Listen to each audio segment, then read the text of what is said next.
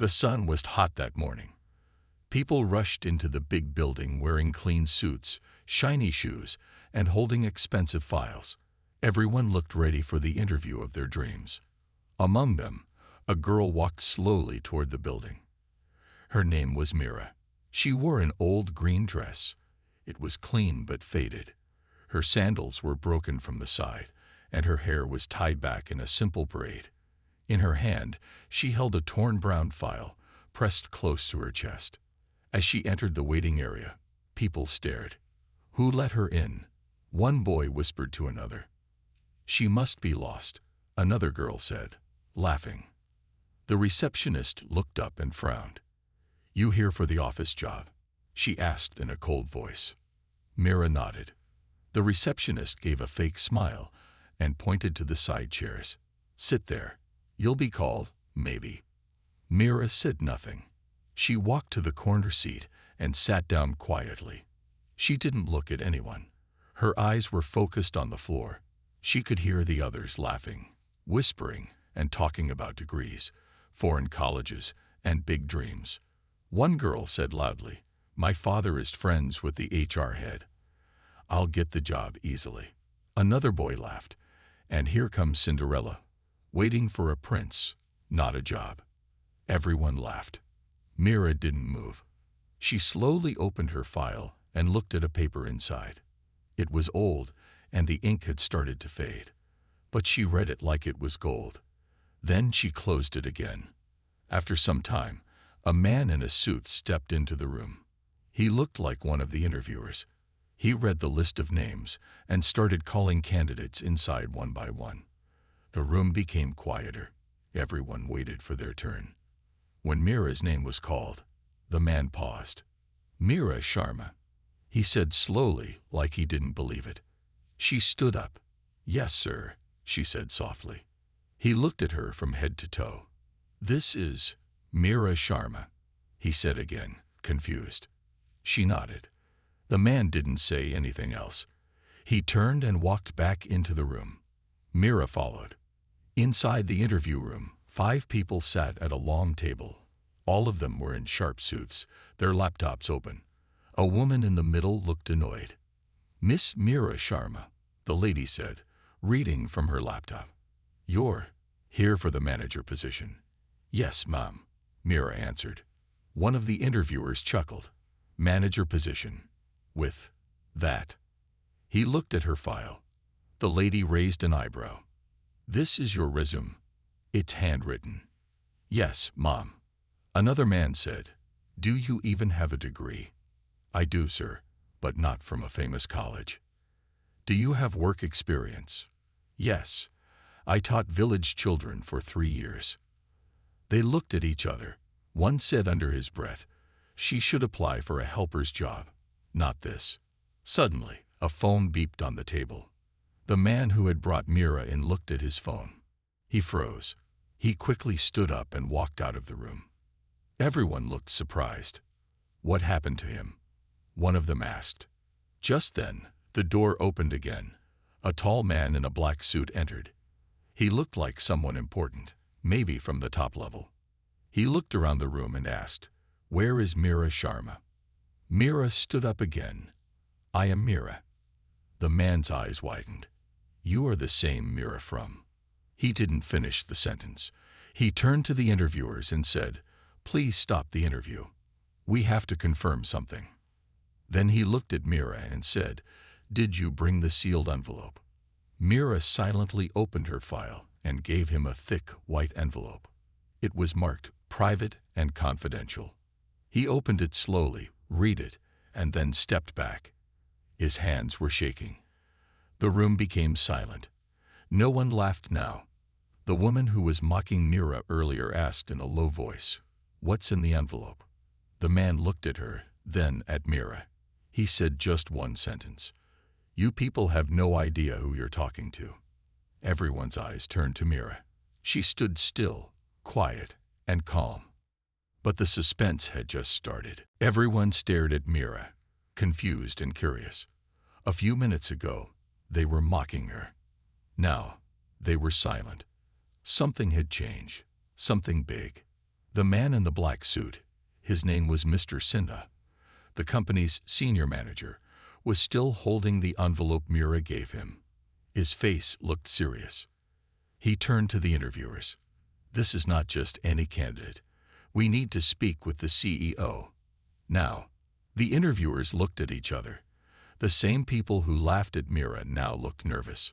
One of them finally asked, "Sir, who is she?" Mr. Sinha didn't answer. Instead, he looked at Mira.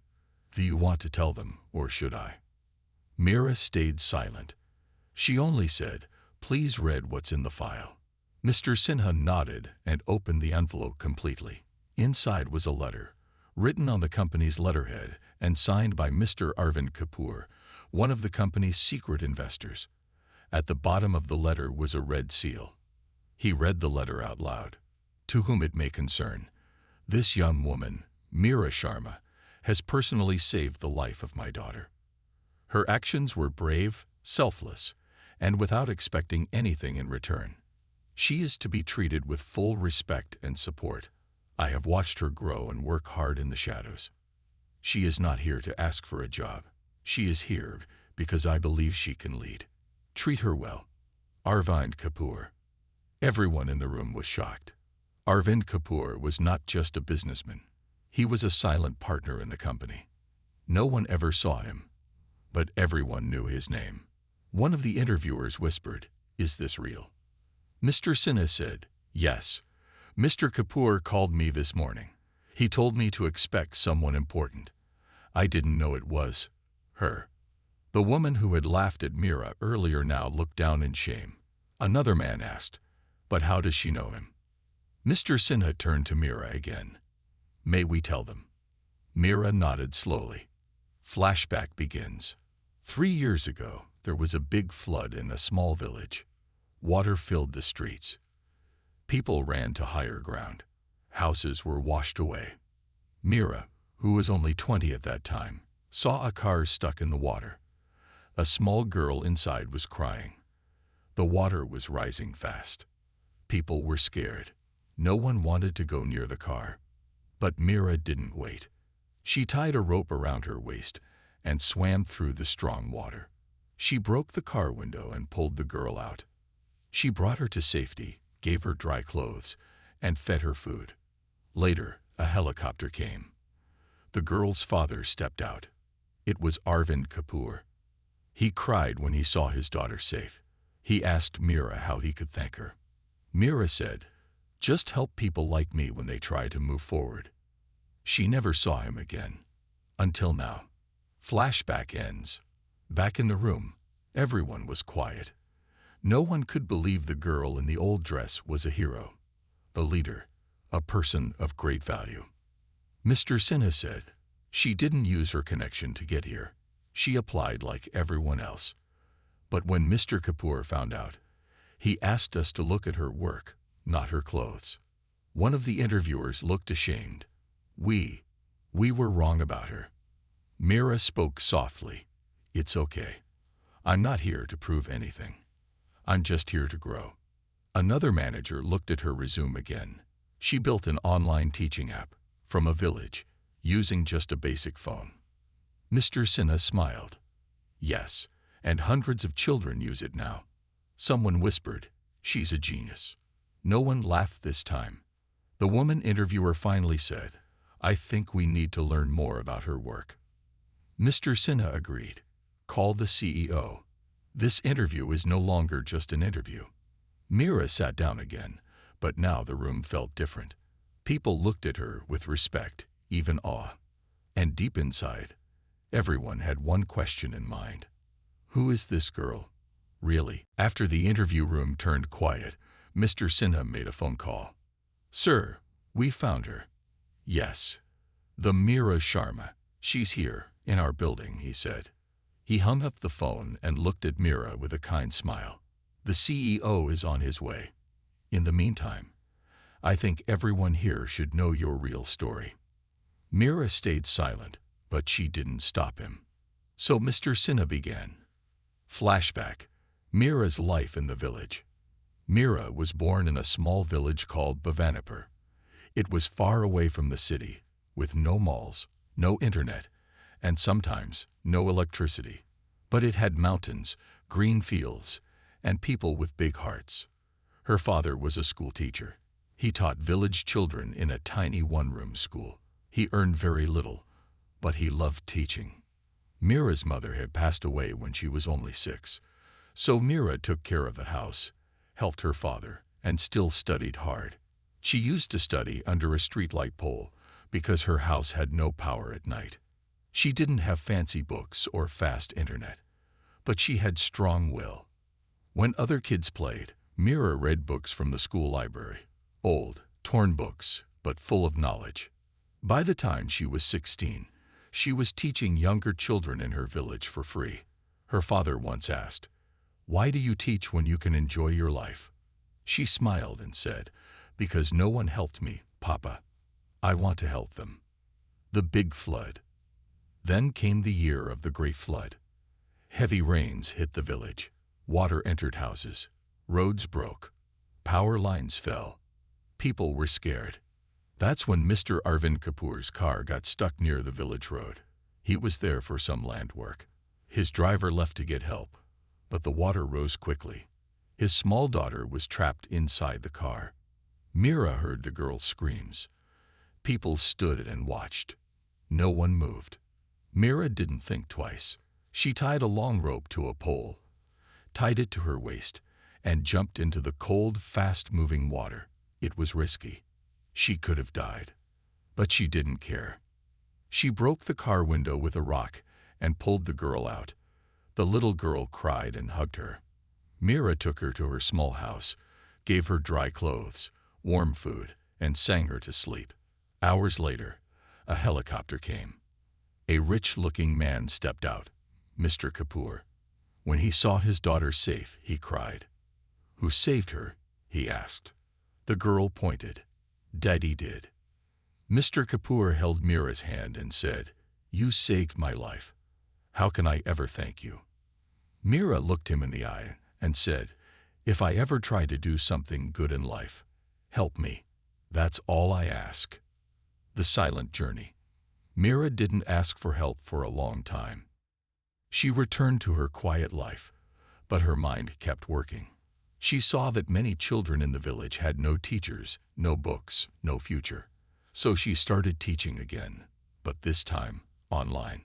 She borrowed an old smartphone, recorded video lessons, and uploaded them whenever she got network on the hilltop. Sometimes it took 2 hours to send one video. She taught math, English, and science using vegetables, stones, and sticks. Her videos became popular. Children from nearby villages started watching them. Some adults even joined. They called her Digital Didi. She created an app with the help of a kind friend from a nearby town. It was basic but worked. The app grew. She had 1,000 users in just 6 months. But she never took any money. Back to the present. Now, sitting in the interview room, Mira looked like a simple girl in an old dress, but behind her was a mountain of hard work. Mr. Sinha finished the story. She didn't need a degree from a big city. She built her own future with her own hands. The interviewers were silent. One of them wiped his eyes. Another just looked down in shame. One man whispered, "We were so wrong." Just then, the door opened. The CEO walked in. He looked at everyone and then at Mira. He smiled. "So," he said, "this is the girl who taught half a village with a second-hand phone." Everyone stood up as he entered, but Mira stayed seated. He walked over to her, offered his hand, and said, "I'm honored to meet you, Mira Sharma." The CEO stood in front of Mira with respect in his eyes. "I'm honored to meet you, Mira Sharma," he said again, offering his hand. Mira stood up slowly and shook his hand. Her grip was soft, but her eyes were steady. She was not nervous, not proud, just calm. The interviewers who earlier laughed at her now looked down in shame. No one could meet her eyes. The CEO turned to the interview panel.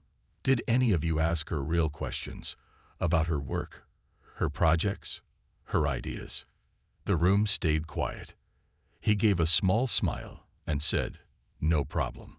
Let's do it now." He pulled a chair and sat down beside Mira. "I'd like to hear your story in your own words. Tell me, how did you build an education app without training or a tech team?" Mira looked up. For a moment, she hesitated. Then she spoke. "In the village, we had no computer, just one smartphone. I used it to record short lessons for kids who couldn't go to school." She continued, "At first, I didn't know how to edit or upload videos, so I watched YouTube tutorials at night, standing on a hill where the mobile signal worked."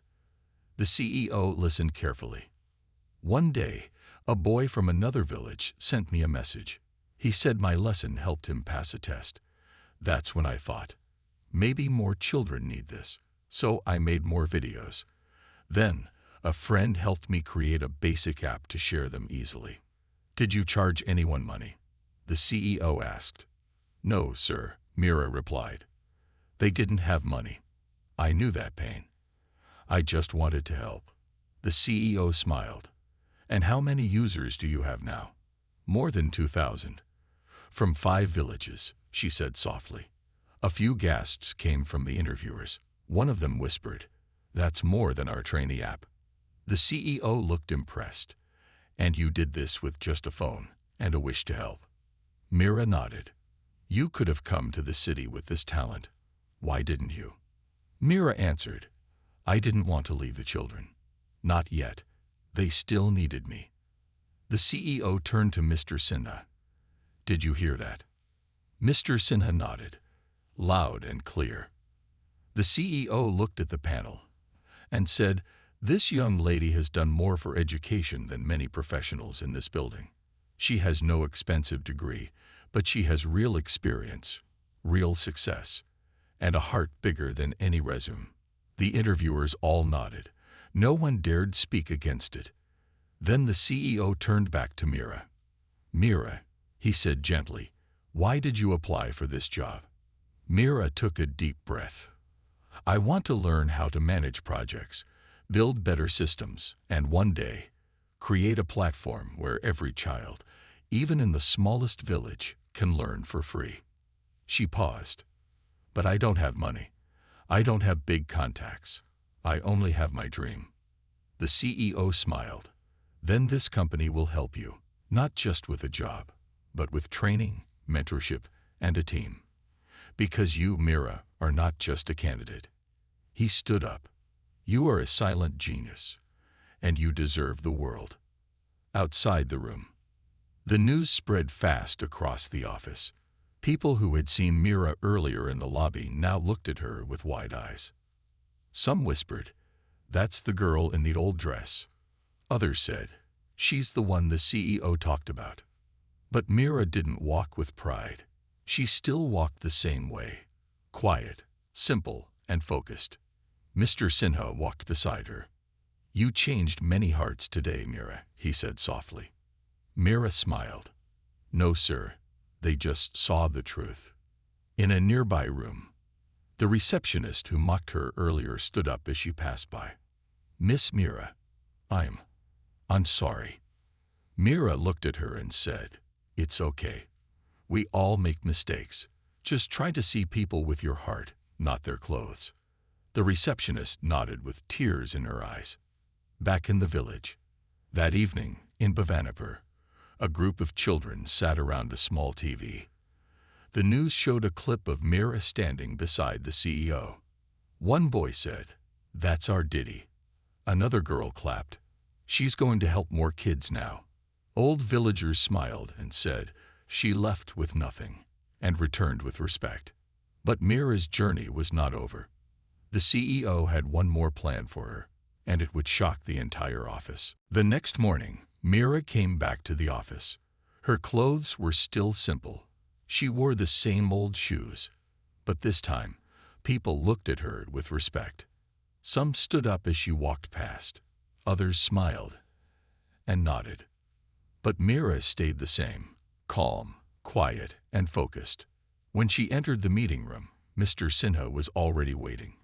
He stood up and smiled. "Good morning, Mira. The CEO wants to see you privately." Mira felt nervous now. "Did I do something wrong?" she asked. Mr. Sinha chuckled. "Not at all. But he wants to offer you something. Something important." Mira followed him to the top floor.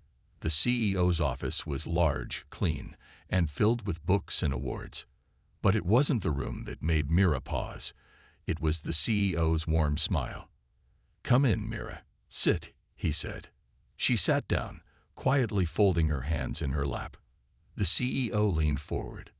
"Mira, I watched your interview video 3 times last night. I read everything about your app. Your story made me think deeply." He opened a folder and placed it in front of her. "This is a job offer," he said, "but not just any offer." Mira looked confused. "Sir," the CEO continued, "we want to hire you, yes, but not as a trainee. We want you to be the head of rural education innovation." Mira's eyes widened. "Head? But sir, I don't have a degree. I've never worked in a big company before." He nodded. "I know, but you've done more than most of our team. You built something real. You solved a problem. And you did it with love, not for money." He pushed the folder closer. "You will leave a small team. You will teach us how to reach villages. You'll help us build a bigger version of your app, with full support, better tools, and funding." Mira's hands shook slightly. She looked at the folder but didn't open it. "Sir, I'm not ready," she said in a small voice. The CEO leaned back and smiled. "That's why you're perfect for the job. People who think they know everything make mistakes. But people like you, who listen, learn, and care, they change the world." Mira was silent. Her mind raced. Just 1 week ago, she was teaching in a small hut with no fan. Now, a giant company wanted her to lead a department.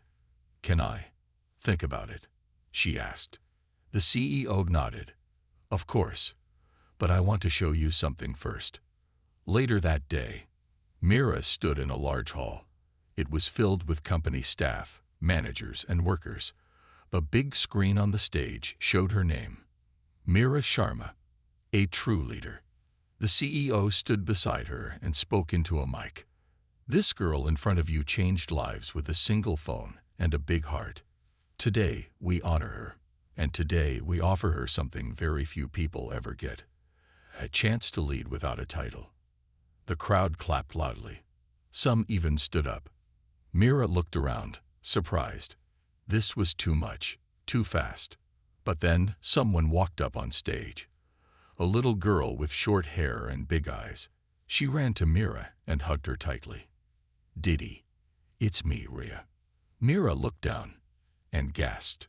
It was the same girl she saved during the flood. "Raya," Mira whispered. The girl smiled. "Papa brought me here. I told him I wanted to see you again."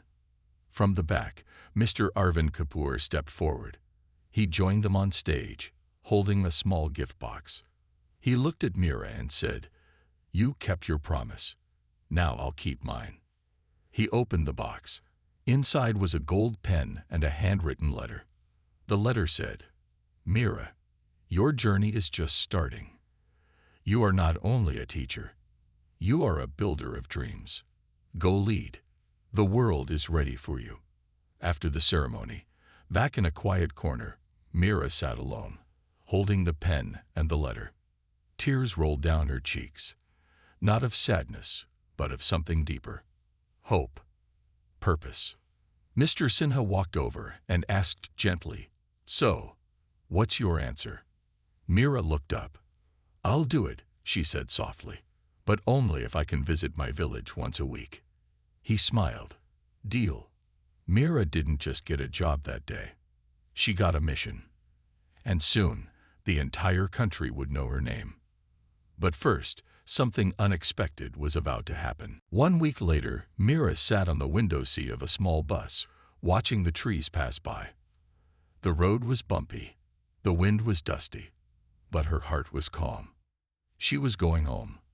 To Bhavanipur, the village where it all began. She wore the same old dress, not because she had nothing else, but because she wanted to remember her roots, her identity.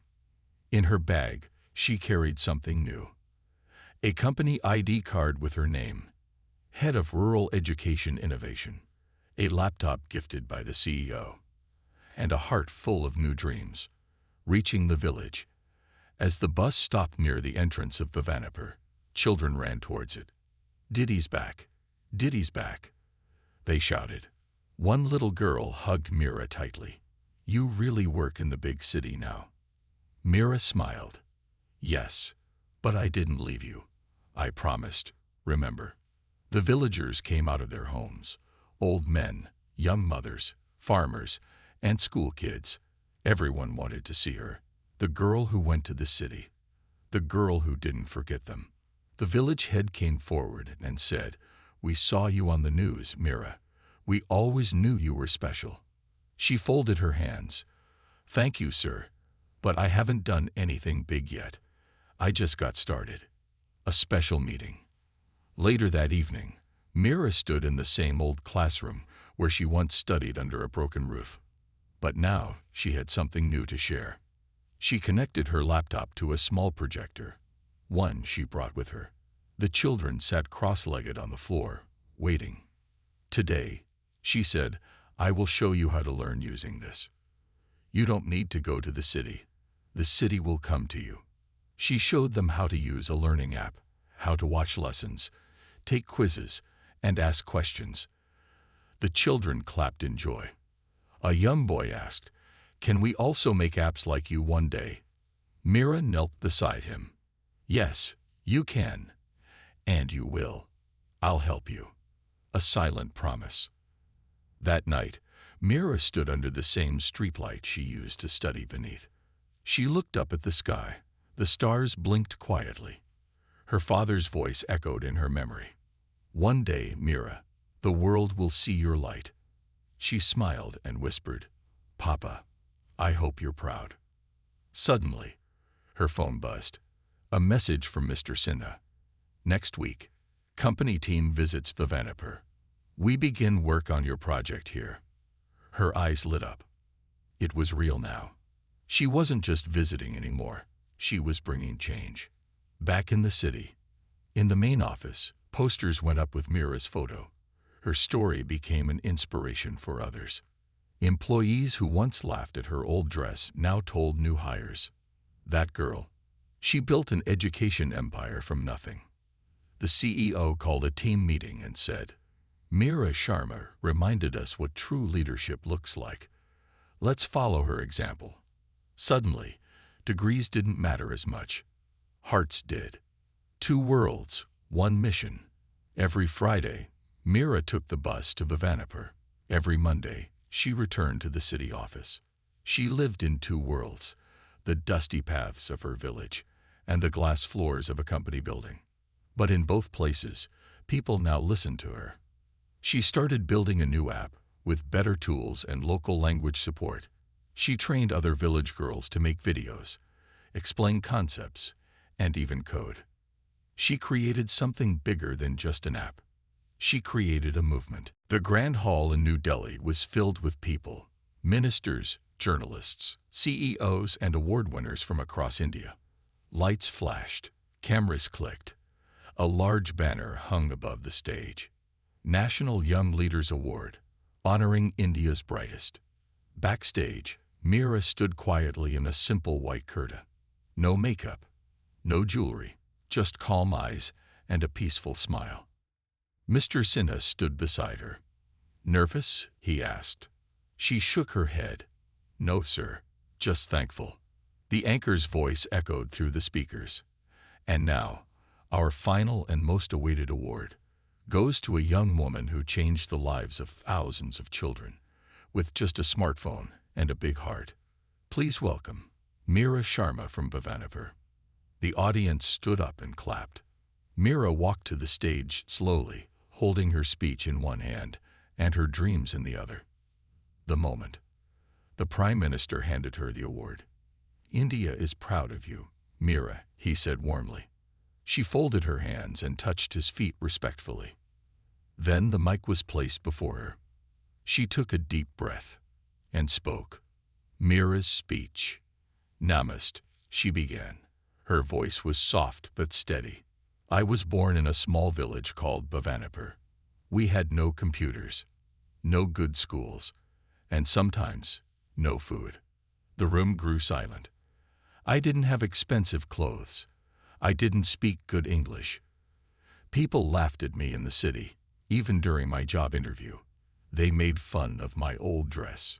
She paused. But one man saw something different. He saw my work, not my looks. He gave me a chance, and that chance changed everything. She looked at the audience. I'm not here today because I'm special. I'm here because I didn't stop trying. I failed many times. I cried many nights. But I didn't give up, because I remembered the faces of my village children, who still dream, even when they're hungry. Mira held up her award. This is not just mine. It belongs to every girl who studies by candlelight, every child who walks 5 kilometers to school, and every village teacher who never gets credit. She looked into the camera. If you see someone in old clothes, don't laugh. They might be carrying golden dreams.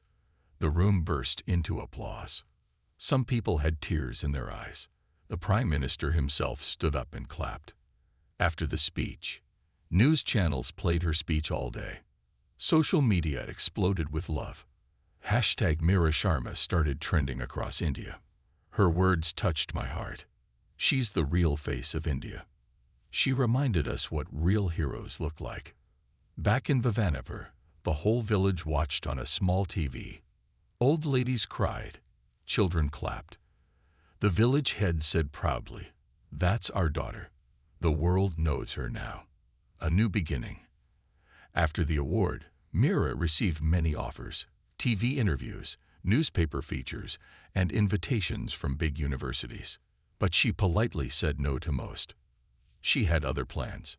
She used her prize money to build a small learning center in Bhavanipur, with internet, computers, and solar power. She named it Sapnagar, the House of Dreams.